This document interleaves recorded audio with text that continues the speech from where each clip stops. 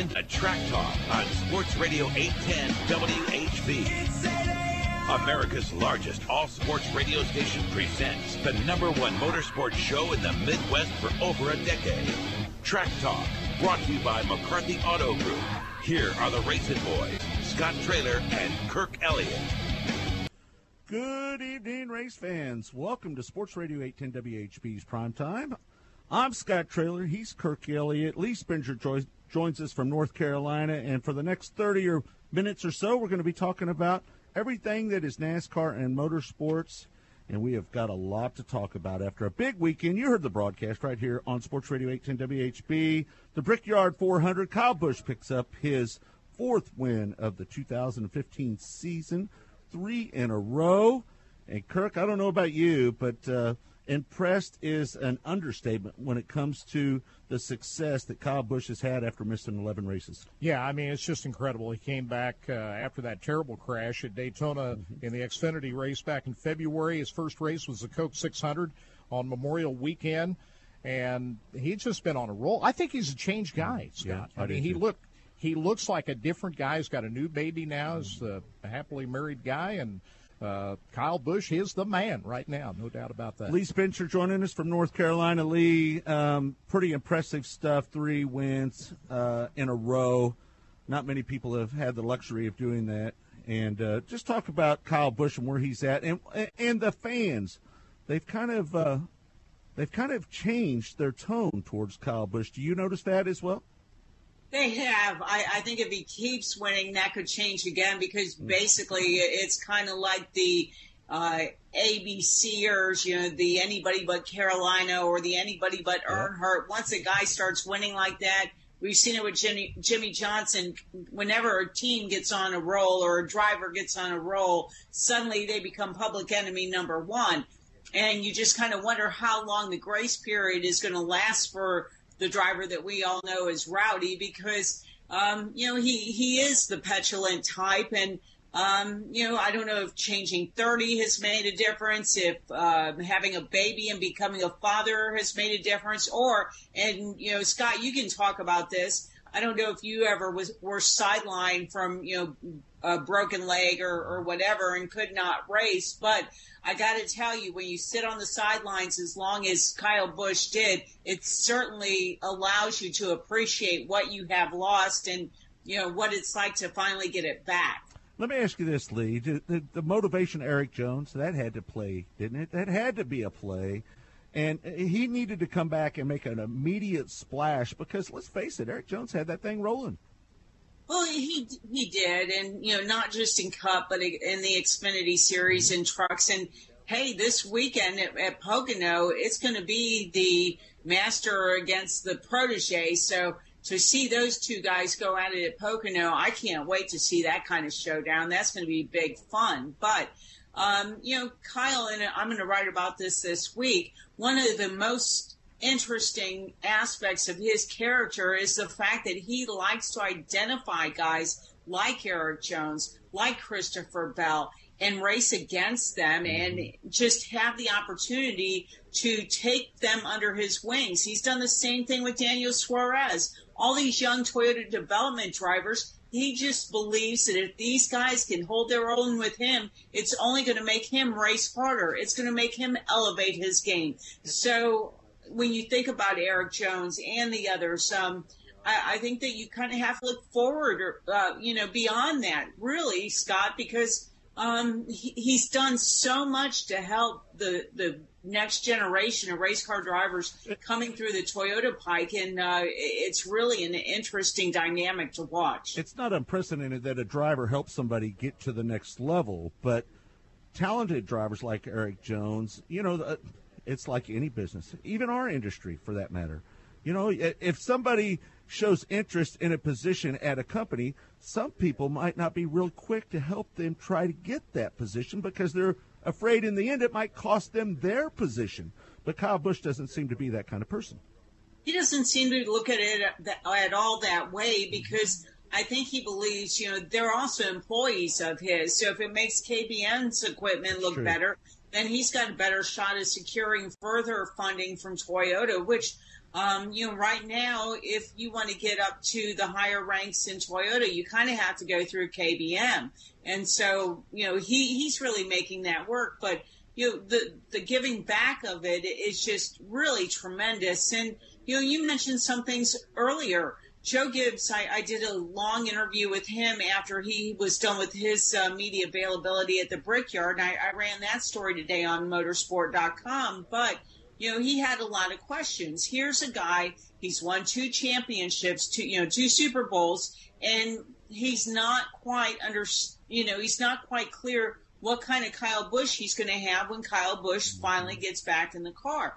But one of the first things that tipped him off was the fact that the doctor said it was going to take Kyle Busch 12 weeks to recuperate. He misses the first 11 races, and then he's back at it. I mean, he far exceeded the expectations there. Once he got back, Joe says he's a different person. He wasn't sure whether or not Kyle would have that edge. Not only has he seen that edge, he's seen a driver who is more focused and determined and dedicated than ever before. And I think we've seen what those results look like this year.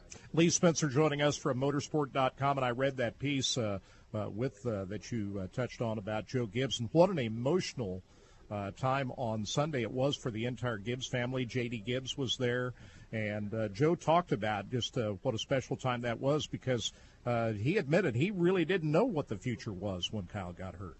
He really didn't. He didn't know what Kyle he would get back. And, with drivers and, again, Scott, you can talk to this. A lot of times a driver takes a hard hit. It's going to knock something off of them. I won't name any, the drivers that are currently racing now, but there are some drivers that you thought, wow, they're really elite athletes. They really have their act together. And, they take one hit after the next. Maybe they have some kids. It kind of takes that edge off. You got to have a killer instinct to be able to be one of those top 43 drivers in Sprint Cup Series. And I think, and, I have to agree with Joe, the fact that, he's had time to be on the sidelines, to think about it, whether it's the birth of his baby, whether it's a thought that, hey, the sport might have passed me by. I may be on the sidelines forever. He wanted to get his butt back in the car. He wasn't going to give up his ride. And, Scott, you mentioned Eric Jones, but, I think Kyle is really, really comfortable in his skin. I don't think he's one of those guys like, Keselowski. I mean, Keselowski, he would have to be on his deathbed for you to get him out of his car, because he remembers how hard it was for his father. He watched them scrape by, and when he got that opportunity to move up to NASCAR's big leagues, he wasn't going to let anybody take that from him. We saw that at Pocono when he went out and won the race after breaking his ankle at Road Atlanta for a test. He hobbled around. He wouldn't even use crutches. He had a broken ankle. I mean, it was absolutely nuts, the fortitude that Keselowski showed that week. Then went on and went. I mean, it was just like, it was one of those amazing things. Yeah. Kyle, he's had time to sit out. Has to be hard to watch another guy get in the race car. That's what every driver says. I mean, I will never experience that. So I guess it would be like having somebody sit in my seat and riding my leash for me. But, certainly not to that competitive level. But the fact that he did have time to, sit back and wonder what it would be like, because the sport goes on without you, whether you're in there or not. Right. He has a baby. That certainly is another life-changing situation. And he's got a really good woman standing behind him in Samantha, who, here she is, pregnant herself, 9 months pregnant. They had the baby in May. And, she's not only trying to take care of herself, she's taking care of her husband, too. Right. And so when you look at the whole story, and then, you go back to the Gibbs thing, J.D. Gibbs, the whole Gibbs organization, not only did they have to deal with the loss of Kyle for, the first third of the season, they were dealing with the loss of JGR's president, J.D. Gibbs, who's been having, issues with cognition, brain cognition, right, and speech and what have you. Joe finally came forward and, gave us a bit of an explanation about what was going on at Martinsville. But, it's a heartbreaking situation for that family. to have to go through that, to watch this guy, and JD's meant so much to so many people, and he's such a charismatic guy, and it's been a struggle. And so when Joe's sitting there and he's telling me the story about and I was watching from the press box at Indy or the media center, and watching Kyle sit next to JD Gibbs in the convertible where he takes his victory lap around the track. And Joe, explains about calling his wife Pat, who really doesn't come to the racetrack. I don't think I've ever seen her there. I've seen her outside of the racetrack, but, not there. But, for him to tell the story about, the moment that Kyle and JD shared, and, to have him explain that, it just brought tears to her eyes. I mean, you can't even imagine what kind of an emotional moment that must have been for that family. That would be definitely an emotional moment there for everybody involved. It's, talking about everything. That is a very emotional moment. Speaking of an emotional moment, Jeff Gordon making his last appearance at the Brickyard, not ending the way that he was hoping for. Clint Boyer spins. Jeff Gordon tries to miss the accident, oversteers, overcorrects, whatever you want to call it, hits the wall, takes him out of contention. Not the way that a lot of fans wanted to see Jeff Gordon end his career at the Brickyard. And first of all, let's first say that I'm not sold that that's going to be his last Brickyard 400, by the way. So that's another story. I really hope it's not. Obviously, if he's in the Fox booth, he'll have things that he has to do for, that amount of time. But the second half of the season, he'll be free to do things if he so deems it necessary. You got to give somebody like Rusty Wallace a lot of credit that when Rusty got out of the car, he didn't look back. He went out into the sunset. Jeff Gordon, he's a guy who's won 4 championships. Certainly that's not the way he wanted to go out of the Brickyard. Kind of bizarre that he and Clint Boyer have become a magnet to each other the last couple of weeks. But, I don't think that there's any animosity there, whatsoever. I just think it was an unfortunate situation.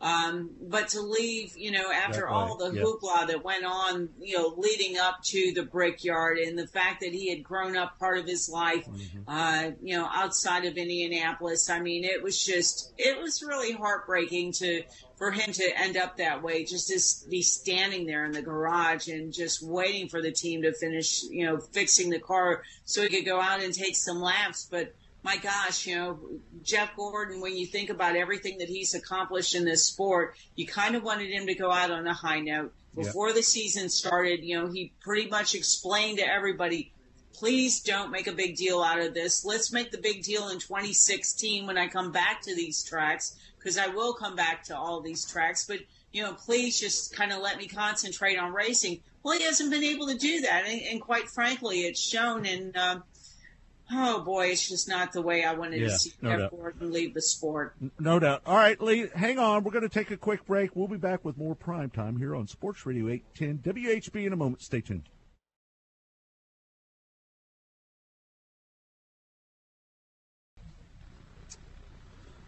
Welcome back. It's Prime Time here on Sports Radio 810 WHB, brought to you by McCarthy Auto Group. Kirk, McCarthy Auto Group right now doing some great things, trying to raise $20,000 for some great kids. We saw the stuff that went on out at McCarthy Chevrolet. You were out there.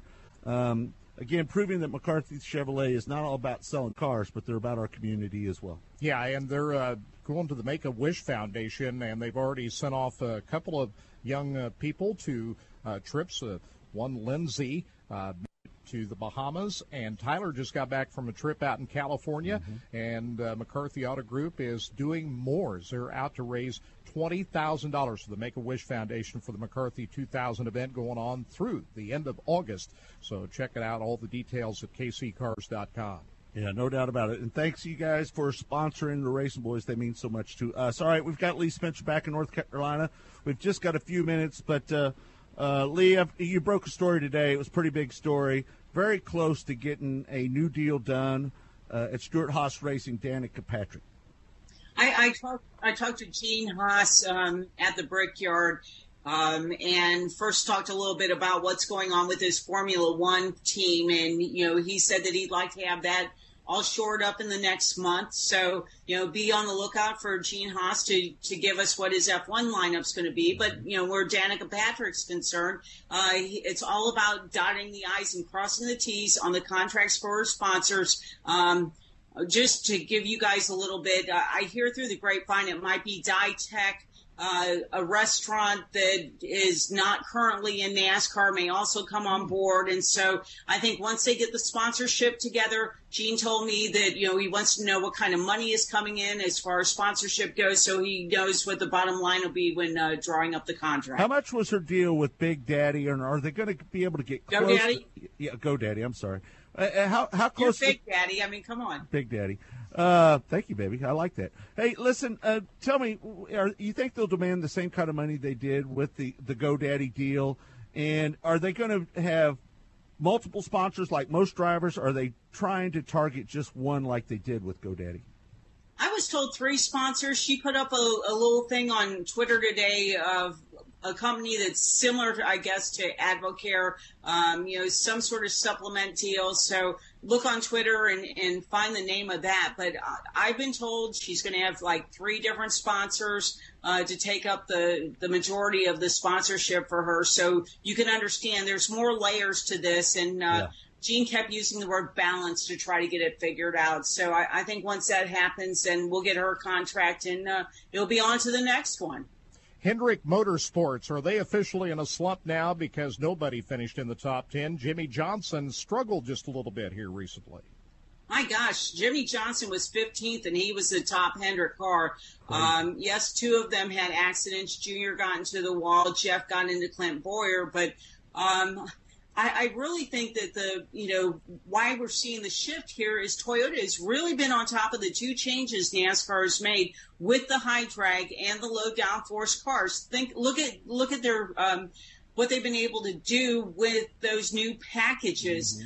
Kyle Busch has won both of those races on 2 very different tracks. I mean, heck, all 4 of his wins have been on very, very different tracks. I will give you guys a little bit of scoop. There is a competition meeting tomorrow at the R&D Center. This was a scheduled meeting. Oh, wow. It's the monthly meeting with the managers from the Cup teams. But I can guarantee you at the top of their list, their agenda will be figuring out what package they're going to take to Michigan and whether or not that high drag package survives. I say no, it doesn't. The drivers weren't too favorable of that. So, hey, before we let you go, Lee, I got to ask you about Michael Waltrip Racing. There's rumor that, and we only have about 30 seconds, so quick answer. Michael Waltrip Racing going back to Chevrolet. Will Aarons re-sign with them in 2016? Hoping Aarons will sign with them. The big question is, will Rob Kaufman be back, or will he take his money elsewhere? Yeah. All right, Lee, you're the best. Thanks so much. We appreciate it. There's Lee Spencer, RacinBoys Insider. Kirk, we got a lot going on this weekend.